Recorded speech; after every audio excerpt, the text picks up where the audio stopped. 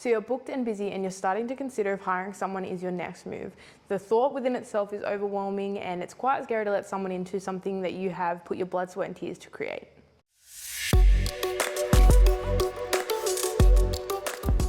Hi, my name is Kate Simons and I run a hair and beauty salon in Salon, New South Wales. Today I'm going to be talking to you about hiring your first staff member, kind of what you need to have set in place and to know if you're ready for it. So I have been there, I have learnt from many mistakes and I'm here to share those with you today. So hopefully you can kind of skip those little mistakes and get yourself with the right foot forward. So I can totally relate to the business is flowing, it's kind of working well, but it's getting to a point where you are completely booked. You might even be losing some clients because you're completely booked and you're considering, okay, I want to kind of level up and I do want to hire a staff member to help me with the workflow and to grow bigger. This thought within itself is completely scary, that to trust somebody in this salon with your clients, with other clients and kind of representing your business. But it's also kind of cool that you will be the boss. It's kind of like, it's really exciting in the same path. The biggest thing and advice that I could give anybody that is wanting to hire someone, and this has been a massive game changer when it comes to me running my business, is to emotionally detach yourself from the business. So for instance, when it comes to hiring someone, it can be quite scary to let someone in, like it's your baby, it's, you know, you put your blood, sweat and tears into this business and you've made the sacrifices to get to where you are. And to let someone in can be quite scary, as I've said, but you kind of need to remove that emotional attachment to the business, which can be quite hard. But you need to step back and look at it as a business. So it's not your baby and your little business, it is a business, and how are you going to run it and make those decisions without that emotional attachment. And since doing that, it has been something that has helped me run my business so much more consistent and make the decisions that need to be made. But it's just, yeah, that has got to be one of my biggest pieces of business advice that I could give you, especially when hiring staff. So coming right into it, apart from that, in my personal experience, one of the best things to do, and this includes that emotional detachment, is going through and writing those daily tasks of what it is to run the business. So for instance, you have to sweep the floors, mop the floors, do the till, stock take, just little things like that. Everything that you do that takes to run a business, and write those down. So what you need to do once you're looking at those tasks is, what will the staff member do? So for instance, in a salon, it's pretty obvious they'll work on clients, but what also are you happy to delegate and put on their plate? So this is something I personally struggled with. And when I started hiring, I wasn't delegating enough. I wasn't sharing the plate. I wasn't emotionally ready to do that. And so that's why I'm saying, to begin with, really trying to emotionally remove yourself from the business and see what has to be done without that emotional attachment, because that's where the spot that I found myself. You know, I wasn't able to delegate, I wasn't able to share the workload because I was so emotionally attached that in my mind, the sole focus of my staff was to work on clients, which is great, but that's not going to work long term, and I'm just going to end up being burnt out and everything like that. So go through and mentally prepare yourself to what your staff members or staff member will be doing. That's a really great way to go in, because then you can discuss their job role and what's expected in when hiring and in interviews and things like that. So I just think, yeah, it's really great to mentally prepare yourself. The big thing to consider is, can you afford a staff member? So I hate saying this and I hate being told this in my business, but it's something that really needs to be done and you can't really get far without it.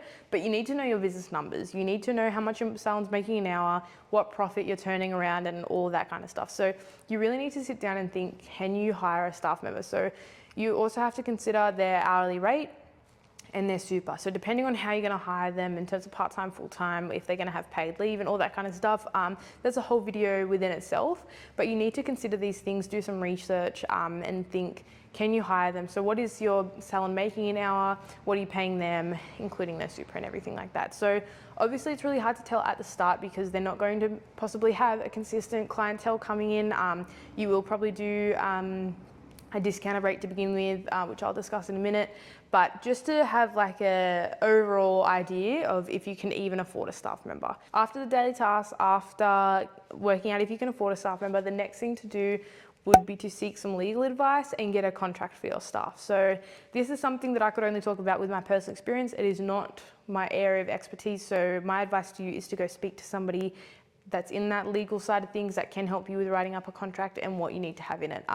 Every salon is different, so the things that will be on the contract in general will be their start date, their hourly rate, what's expected of their daily tasks. That's not really my forte, so I can't give you the rundown on that necessarily, but seek legal advice. Having a good contract there will really help you and your staff member. So now we're going to skip to the step that you've hired someone. So you've gone through the interview process, you've ended up employing someone, you've given them their contract, their super forms, and they've brought that back.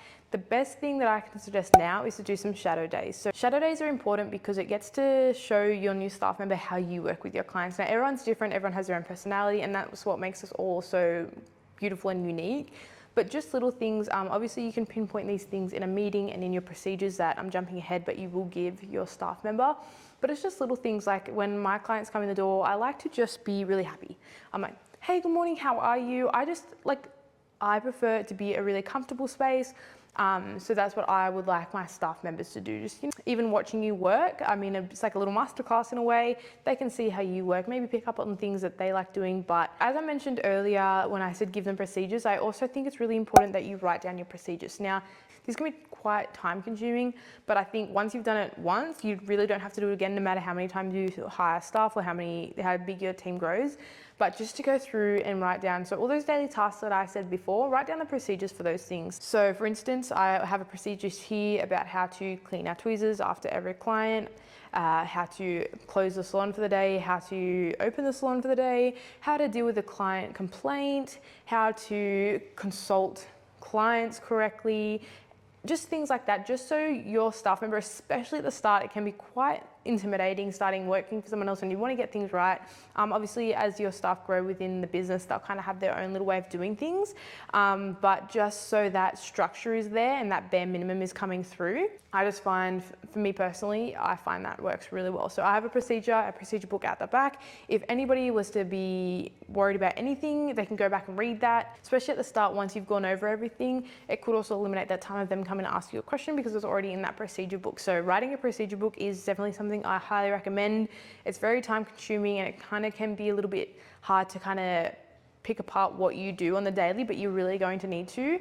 And I think it's really effective in the long run for you and your staff members to have that. Something I also recommend once you've hired your staff member and you've done all your shadow days and you feel like they are ready to take on their own staff, their own clients, is to do an intro sale. Intro sales are really good because it gets those people through the doors that might not be through the door. So somebody that has been looking at your business for a while, they see a discount and they're pushed the door. One, they could be a consistent client from then on. Two, I kind of find that you want to put the right training towards your staff. You want to make sure that they're doing the right things and giving that, for instance, for me, that pro hair and beauty vibe, that business niche that you want to portray to all your clients. But also having an intro sale also kind of gives that little bit of a buffer that if something is a little bit different, that I find that if it's a bit of a discount, people can kind of expect less, if that makes sense. So if you're offering a sale, bonus if they get everything the way that you do it and it's absolutely perfect, which it should be, but people make mistakes. They're getting used to their environment here. They're getting used to portraying themselves in your business, so it just kind of leaves that little bit of a buffer.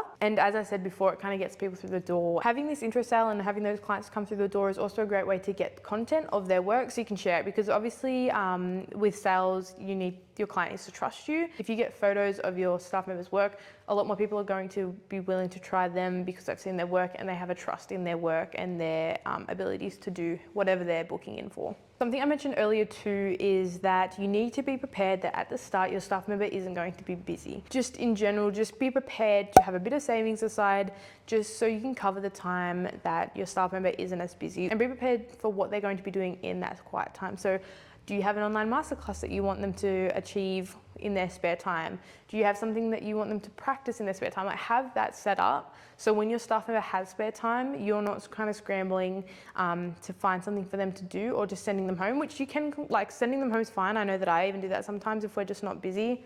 You're more than welcome to enjoy a Friday early mark, but I think it just kind of builds that trust and respect a little bit more if you're a little bit more prepared, which it is going to happen. Running a business and hiring staff for the first time, it can be quite nerve-wracking and sometimes you are caught off guard, and I think that just comes with time and practice like anything. But if you can do those little things beforehand to kind of prepare yourself, the better and easier everything will kind of work together. A big thing that helps me with my staff is to do a monthly meeting. Now I can do a whole nother video on how to retain staff, how to work with staff, and how to kind of keep that motivation, how to kind of create that environment where staff and people want to come to work. They want to be hired by you. We can jump into that whole nother video, but I would just say monthly meetings are so important, especially when it's your first staff member.